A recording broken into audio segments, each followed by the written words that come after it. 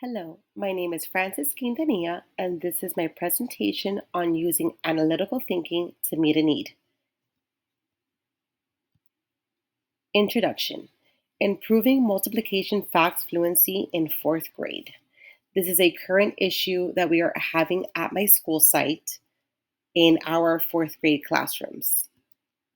With the data, it shows that 70% of our fourth grade students are performing below mastery on multiplication facts fluency.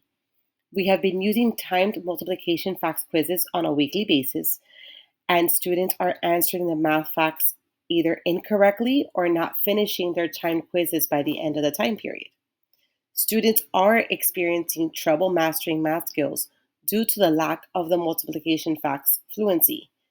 Currently, we're seeing that we are trying to move in, for example, two digit by two digit multiplication, and the students are unable to even multiply that because they're not mastering their multiplication facts. Next, we're going to discuss the Plan, Do, Check, Act model, also known as the PDCA model. Plan. Step 1, identify specific digital resources like Reflex Math, iReady Fluency Flight, and Kahoot that focus on multiplication facts.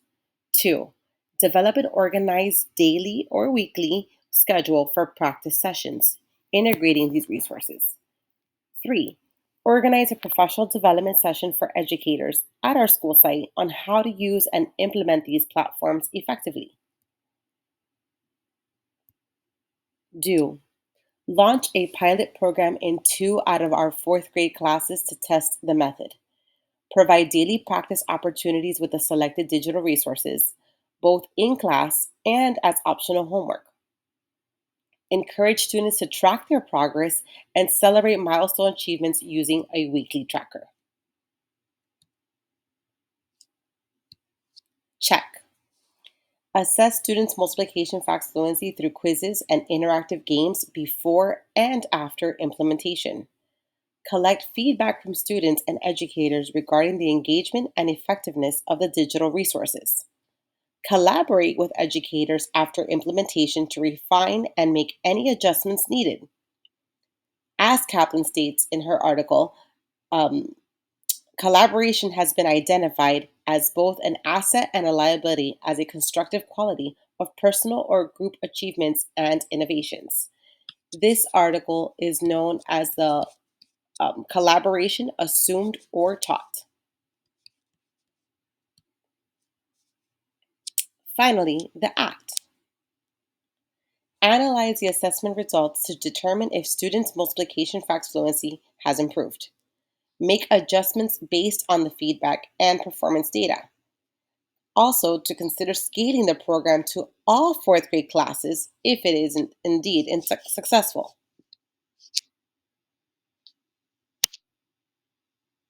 Now we're going to jump into the next part, which is analytical thinking. And in the analysis, we discuss what is applied to the multiplication facts fluency. As stated by Elder and Paul, when we understand the elements of reasoning, we realize that all subjects, all disciplines have a fundamental logic defined by the structures of thought embedded in them. Assessment data. Identify which specific multiplication facts, for example, the 6s, the 7s, the 8s, even the 9s, are the most problematic for the students. Teacher feedback. We can categorize these observations into themes, like, for example, lack of engagement, difficulty remembering facts, or little to no resources at home. Resources implementation results. Analyze results after specific resource implementation. So using either iReady Fluency Flight, Reflex Math, and or Kahoot, and correlate with overall math skills performance data.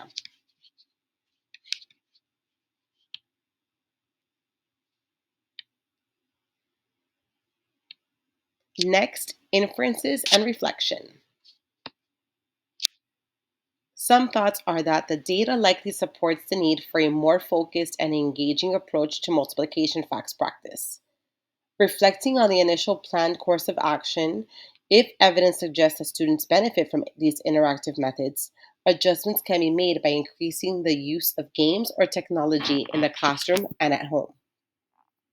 If the data contradicts the initial approach, considering alternative methods like peer tutoring, differentiated instruction, or daily intervention are possible options.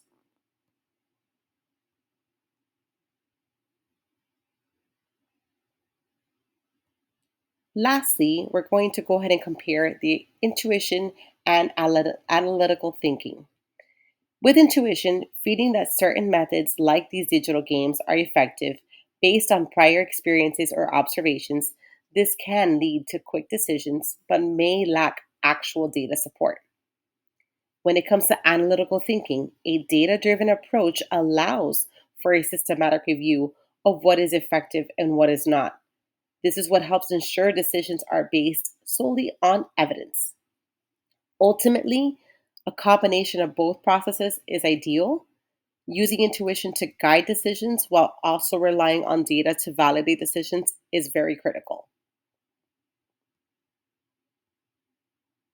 Also attached, you will find the slide for the references. For Alder and Paul, it was a Thinker's Guide to Analytical Thinking, and for Kaplan, it was a Collaboration Assumed or Taught article.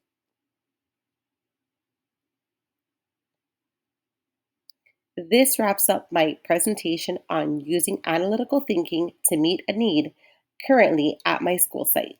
Thank you.